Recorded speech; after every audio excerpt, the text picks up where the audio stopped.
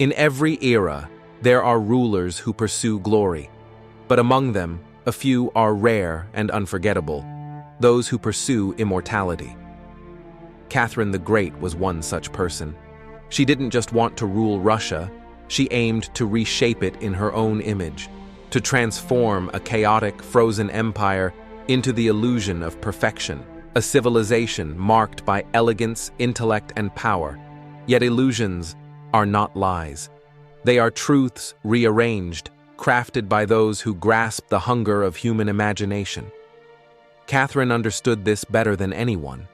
This is the story of how she built not just an empire, but a masterpiece of perception. An empire that dazzled Europe, inspired philosophers, and concealed contradictions so profound they echoed for centuries. This is how Catherine the Great created the illusion of a perfect empire. 1. The art of becoming someone else.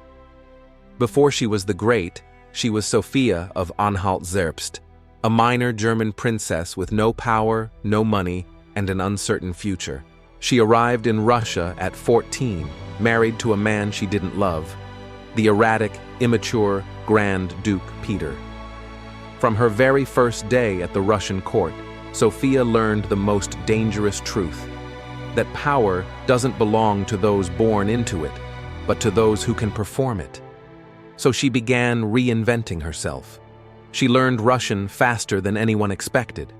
She adopted the Orthodox faith, took the name Catherine, and started to embody what the Russian people wanted their ruler to be: strong, intelligent, compassionate. Her transformation was intentional. It was artistry. Catherine didn't merely act a role. She became a reflection of the nation's desires. And when the moment arose, when Peter's unpopularity became dangerous, she seized the throne in a coup and rewrote her own fate. The first illusion had begun. A foreigner became the mother of Russia, and few dared to question how. 2. The enlightened mirage. Once Catherine was on the throne, she faced a kingdom trapped between worlds.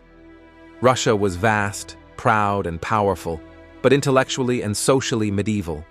She viewed herself as a reformer, a ruler of reason in a land steeped in superstition. She corresponded with the giants of the Enlightenment: Voltaire, Diderot, and Montesquieu. To them, she was a miracle, a monarch who read philosophy and sought to turn it into policy.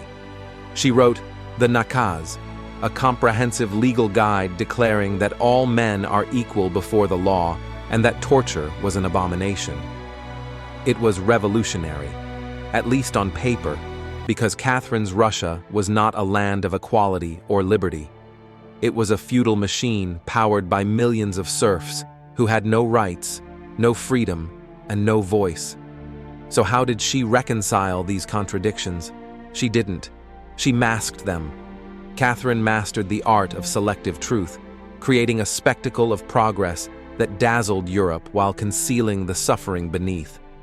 Foreign diplomats wrote home of glittering palaces, philosophical debates, and grand reforms. Few saw the villages burned by war, the peasants crushed by taxes, the rebellions silenced in blood. She built her image as the philosopher queen, the empress of light in a dark land. But the light she offered was theatrical, carefully staged, perfectly lit, never meant to reveal the shadows behind it. 3. The architecture of power. Catherine understood that to control perception, you must control what people see. She transformed St. Petersburg into a city of marble and mirrors, a northern Versailles rising from the swamps. She commissioned Italian architects to design neoclassical palaces that symbolized reason and order. Every column, every courtyard was part of her visual manifesto. Russia was no longer barbaric. It was beautiful. She founded the Hermitage Museum, filling it with the finest art from across Europe. To outsiders, it was a temple of culture.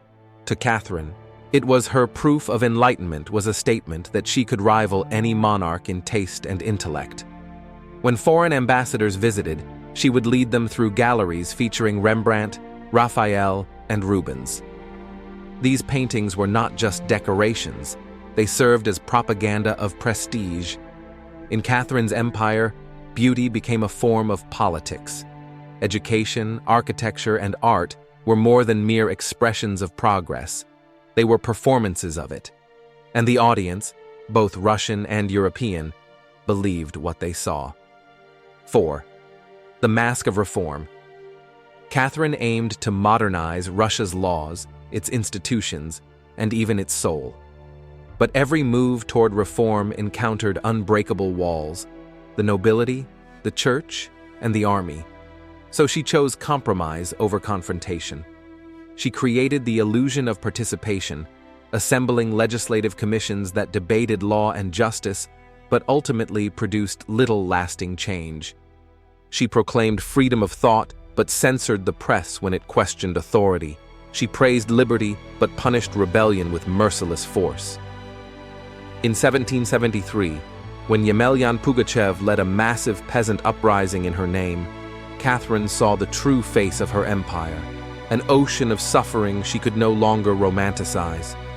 The rebellion was crushed, tens of thousands died, and Catherine's idealism began to wither. After that, she spoke less of liberty and more of stability, less of justice and more of control. But the illusion continued. She had learned that progress, even if only imagined, was enough to secure her legend. 5. The Theater of Enlightenment. By the 1780s, Catherine was no longer just a monarch. She had become a symbol, a living embodiment of enlightened power. Europe adored her. Writers compared her to Augustus, to Minerva, and to Solomon. Voltaire called her the light that guides the North. But the reality of her empire told a different story. While the salons of St. Petersburg buzzed with philosophy, the peasants in the countryside lived under the harsh conditions of serfdom. The same chains their ancestors had worn for centuries, and Catherine, who once dreamed of freeing them, tightened their bondage, granting nobles even greater control in exchange for loyalty to the throne. Her empire gleamed from a distance, but up close it was a performance. A symphony of order played over dissonant cries. She didn't just rule through policy, she ruled through perception. Every painting, every speech, every architectural marvel was a mirror, reflecting what Russia wanted to believe about itself. The illusion worked because it gave people hope, and because illusions once believed can be more powerful than truth. 6. The limits of illusion. But every illusion eventually meets its breaking point. In 1789, the French Revolution erupted. The very Enlightenment ideals Catherine once admired, now tearing Europe's monarchies apart. She watched as Louis XVI and Marie Antoinette were executed in the name of liberty. The guillotine had replaced the philosopher's pen. Catherine's faith in reform shattered. The same ideas that once crowned her as enlightened were now a threat to her survival. She banned revolutionary writings, expelled foreign radicals, and began to view her former heroes, Voltaire, Diderot, Rousseau, not as allies, but as warnings. The illusion she had built now required vigilance to maintain. She surrounded herself with flatterers, staged grand parades and victories, and filled her letters with optimism. But deep down, she knew the empire of perfection was cracking. She had given Russia the appearance of civilization, but not the foundation of freedom. And an illusion, no matter how glorious, cannot survive the truth forever. 7. The Legacy of Appearances. Catherine died in 1796, after 34 years on the throne. When she died, Russia had doubled in size, stretching from Poland to the Pacific, from the Baltic to the Black Sea.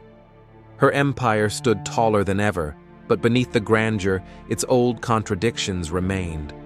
The serfs were still bound, the nobles still ruled, the people still obeyed, and yet her illusion endured. Historians called her reign a golden age, artists called her enlightened, Even her critics could not deny that she had made Russia visible to the modern world. Because in the end, the illusion of a perfect empire was more than deception. It was aspiration. Catherine had taught Russia to see itself not as a distant, frozen land, but as a participant in the great conversation of civilization. And for a nation long defined by isolation, that illusion was revolutionary. Epilogue: the truth behind the mirror. Catherine the Great remains one of history's grandest paradoxes. She built libraries but censored books. She preached liberty but ruled absolutely. She dreamed of progress but preserved inequality. And yet, her contradictions are precisely what make her timeless.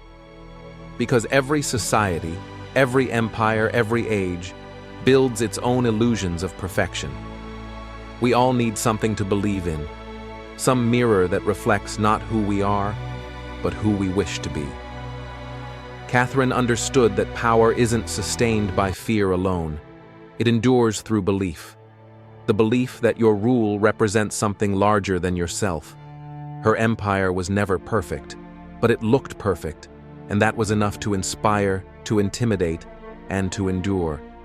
Centuries later, her palaces still gleam, her paintings still hang, and her legend still whispers, half truth, half myth, reminding us that greatness is often built on the edge between what is real and what is imagined. Catherine the Great ruled a vast empire, but her greatest creation was the illusion of perfection itself, a mirror so polished that even history still struggles to see what lay behind it. Follow Timeless Questions channel for more timeless wisdom from history's greatest minds.